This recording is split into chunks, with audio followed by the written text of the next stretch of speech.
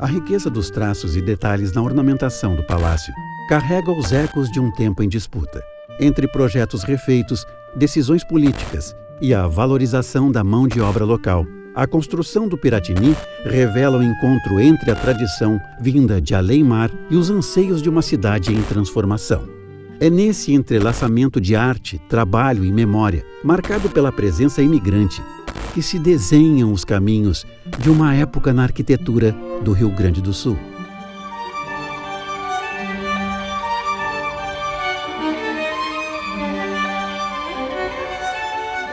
A ornamentação do palácio a várias mãos. A construção do Palácio Piratini, ela foi precedida de um momento anterior de muita relevância e muito impacto. Estou falando de quê? Da proclamação da República em 1889. A propaganda republicana no Brasil teve a participação muito importante dos positivistas que faziam parte do Exército, mas os políticos que subiram ao governo da República a partir da proclamação não eram positivistas. Então, a importância do positivismo ela está presente no período da propaganda republicana, porém, após a proclamação da República, é só no Rio Grande do Sul que ele se torna parte do programa dos governantes. Um novo grupo político assume o poder no Rio Grande do Sul com um projeto ambicioso: transformar Porto Alegre em símbolo da República. A permanência desse grupo no poder por décadas permitiu a construção de uma nova paisagem, racional, monumental, civilizatória.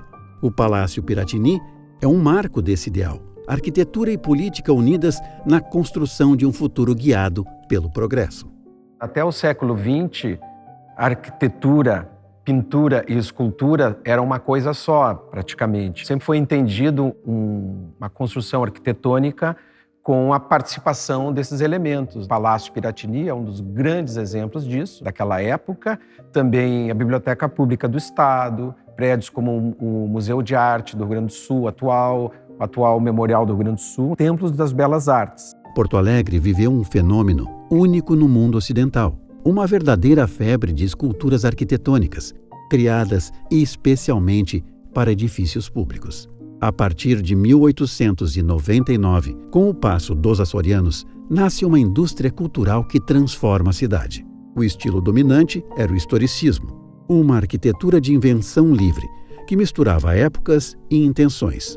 Essa engrenagem envolvia arquitetos, escultores e oficinas especializadas, moldando uma paisagem urbana onde arte e progresso caminhavam lado a lado. Então, o primeiro movimento de maior monta nesse processo teve um personagem importante, que foi João Vicente Friedrich. João Vicente Friedrich foi mais do que um escultor talentoso. Foi uma figura-chave no desenvolvimento da arquitetura de Porto Alegre. Nascido em 1880, no distrito de Bom Jardim, teve contato com as artes desde cedo, aprendendo com o pai, Miguel Friedrich, imigrante alemão, que fundou uma das primeiras firmas de cantaria e escultura da capital. Aos 15 anos, João Vicente embarcou para a Alemanha, onde estudou na Escola de Artes Industriais e percorreu diversos países europeus em busca de referências, até retornar ao Brasil em 1899. E o João Vicente percebeu desde logo que ele precisava organizar uma empresa, para dar conta de tantas encomendas que vinham, a maior parte delas do escritórios do Dr. Rodolfo Arons. Para atender a crescente demanda por ornamentação, Friedrich reuniu uma equipe com cerca de 20 escultores, alguns vindos diretamente da Europa, outros europeus radicados em Buenos Aires. Com a chegada desses profissionais, a escultura em Porto Alegre ganhou um novo fôlego. Eles traziam uma formação sólida, construída na academia ou na prática e troca de saberes. Era uma herança europeia viva, moldando fachadas, praças e palácios com técnica, sensibilidade e repertórios alemães, italianos e espanhóis. No caso aqui, todos os estrangeiros, porque nós não temos uma coisa, não temos tradição, Porque antes ali da virada do século, o Rio Grande do Sul era um campo. Então não tinha a tradição, não tinha uma escola, não foram desenvolver, as universidades se desenvolvem muito depois. Então tem que vir esses artistas imigrados, né? A mão de obra imigrante, somada ao trabalho da população local, foi moldando a cidade. E neste cenário em constante transformação, alguns nomes começaram a se destacar. Um a um contribuíram para a construção da identidade visual de uma Porto Alegre em movimento.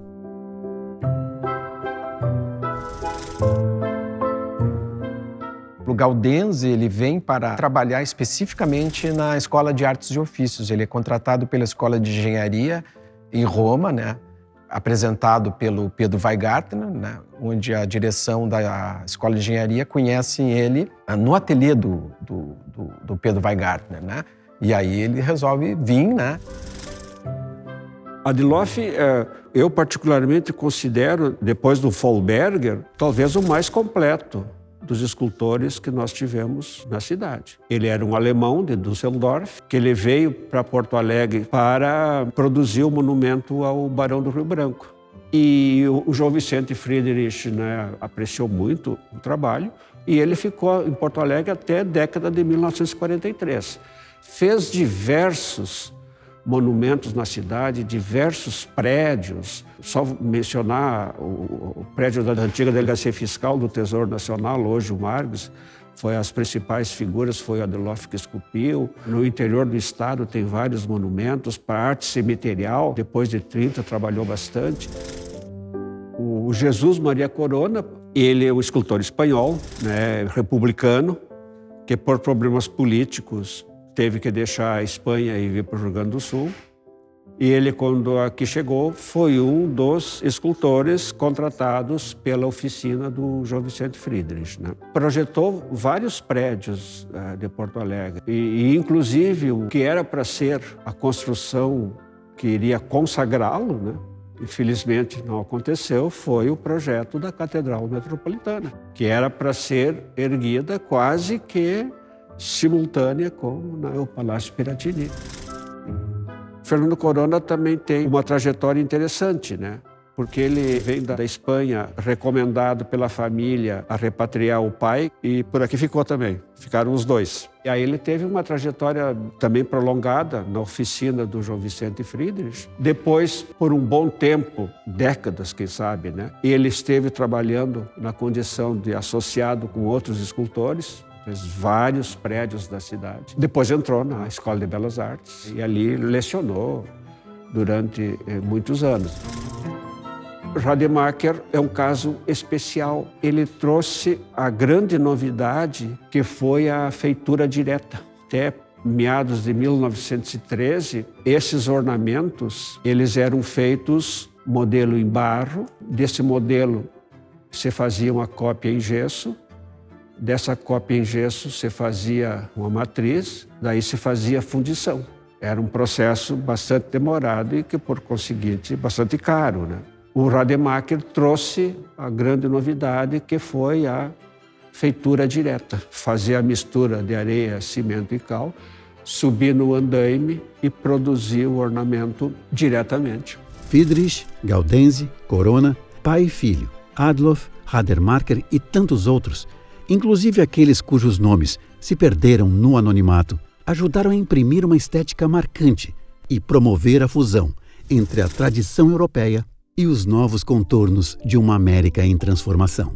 Todos eles construíram uma vida aqui e viraram grandes brasileiros. Toda uma geração, arquitetos, escultores e pintores, dependendo das fases. Alguns já vieram plenamente formados, mas para formar um grupo de artistas locais aqui, demorou muito, demorou bastante. E mesmo assim com muita participação de estrangeiros também, que aqui acharam a sua vida, né? A construção do palácio foi marcada por idas e vindas, projetos refeitos, decisões revistas, contratos interrompidos. Com o retorno de Borges de Medeiros ao poder e o fim da parceria com os franceses, optou-se por valorizar a mão de obra local. Nesse novo cenário, muitos artistas e artífices imigrantes, já atuantes em Porto Alegre, passaram pelo canteiro do Piratini. Ainda que nem sempre seja possível identificar com precisão onde cada um atuou ou em que momento se deram as decisões entre projeto e execução, O que se estabelece é a marca coletiva de um fazer artístico que se entrelaça com a história da cidade e com os múltiplos aspectos da imigração no Rio Grande do Sul. Eu acho que essa alteração não trouxe maiores problemas. Eu acho que, pelo contrário, agregou todos esses elementos aqui. A gente se alterou a partir da volta do Borges de Medeiros ao governo. Então isso foi positivo. Essa improvisação acabou sendo positivo. Que o projeto original não era execuível economicamente. E como é que funcionava a oficina do João Vicente? No contrato que ele celebrava com esses escultores, estabelecia o pagamento de uma diária, que variava conforme a capacitação do próprio escultor, variava de 25 mil réis por dia até 5 mil réis por dia. A contrapartida, o escultor tinha que dar conta da obra que a oficina do João Vicente designava para ele realizar. Então a questão da autoria fica muito dificultada, porque era uma arte anônima.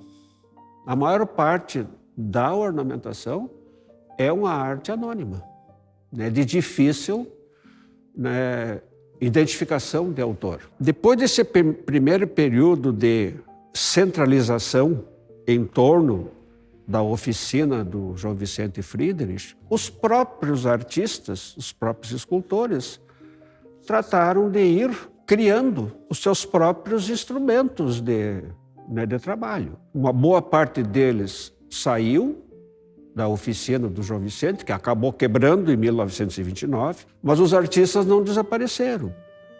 Eles ficaram na cidade,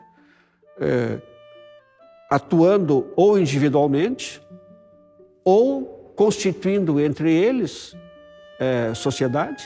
O Rademacher, que trabalhou aqui no Palácio como empregado do João Vicente Friedrich, se afastou da oficina Friedrich e ele foi se associar com o Fernando Corona.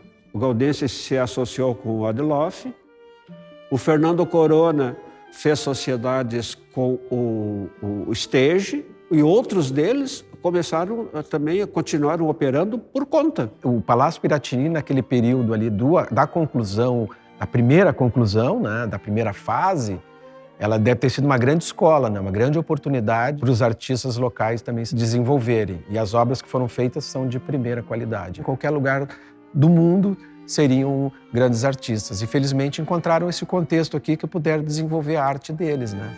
Isso que é mais interessante, né? Aqui houve, e quando existe um contexto assim, a arte é desenvolvida, né?